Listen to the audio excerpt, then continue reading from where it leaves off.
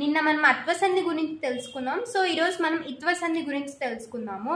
So ఇత్వసంధి అంటే ఏం లేదు, అక్కడ అత్వసంధిలో ఆ ఎలా ఉంటుందో ఇత్వసంధిలో ఈ అలా ఉంటుందన్నమాట. సో ఇప్పుడు మనం ఒక ఎగ్జాంపుల్ తీసుకుంటే ఏం తీసుకుందాం, ఏమంటివి అని తీసుకుందాం. సో దీన్ని ఎలా విడతీయాలి? విడతీయడంలో ఏముంటుందంటే రెండు, మనం ఏ వర్డ్ విడతీసినా కూడా రెండు పదాలకి అర్థం అనేది ఉండాలి, మెయిన్ అదే అనమాట.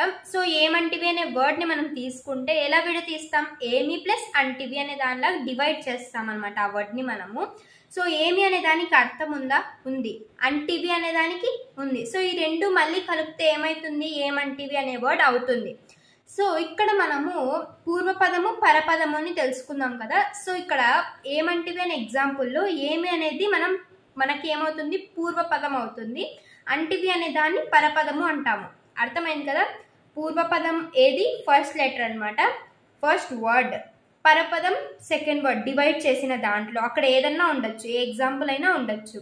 సో ఇక్కడ మనం పూర్వపదంలో చివరి అక్షరం మాత్రమే, లెటర్ మాత్రమే తీసుకుంటే మీ ఉంది కదా, లాస్ట్ లెటర్ ఏముంది, మీ అని ఉంది. సో మీని మనం విడదీస్తే ఎలా అవుతుంది, ప్లస్ ఈ అవుతుంది.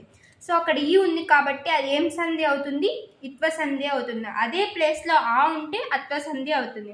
సో మీకు కానీ ఈ టాపిక్ కానీ అర్థమైంటే ప్లీజ్ సబ్స్క్రైబ్ చేసుకోండి.